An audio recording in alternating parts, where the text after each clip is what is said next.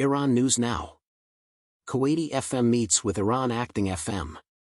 Ali Bagheri Khani, the acting foreign minister of Iran, spoke by phone with Abdullah Ali al-Yahya, the foreign minister of the state of Kuwait. The Iranian news agency IRNA reports that Bagheri Khani discussed his phone conversation with Abdullah Ali al-Yahya in a Wednesday Farsi post on his X media account. According to his notes, he had thanked the Kuwaiti Prime Minister and Emir for their condolence messages and for attending the International Remembrance Ceremony for the Martyrs of Service during their phone call. Posthumous memorial services for Iranian President Ebrahim Raisi and his team, who perished in a helicopter crash in northwest Iran on May 19, have taken place around the globe. Following their detention, Iran claims Saudi Arabia has expunged 6 journalists from state media outlets in advance of the Hajj.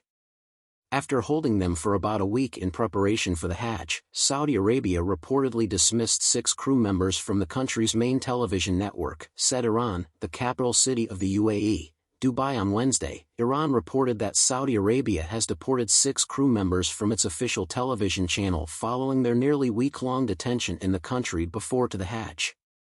Even though the event occurred 1 year after Riyadh and Tehran achieved a détente facilitated by China, Saudi Arabia took its time to recognize it. But the Sunni and Shiite strongholds in the country have been at odds for decades over sacred sites, especially in the lead-up to the Hajj pilgrimage. The detention of 3 crew members who were filming a Quranic recitation at the Mosque of the Prophet Muhammad in Medina began more than a week ago, according to Iranian state TV. The men were reportedly held at a police detention center following many hours of questioning, although no specific reason for their imprisonment was given. State TV reported that 2 days later, while attending a prayer ceremony with Iranian pilgrims, Saudi authorities seized a journalist from Iran's Arabic-language Al-Alam channel and another journalist from state TV. A hotel in Medina was the site of the detention of another radio journalist. All able-bodied Muslims are obligated to make the Hajj pilgrimage at least once in their lifetimes, but the 6 men were reportedly released and sent back to Iran without ever having the chance to do so.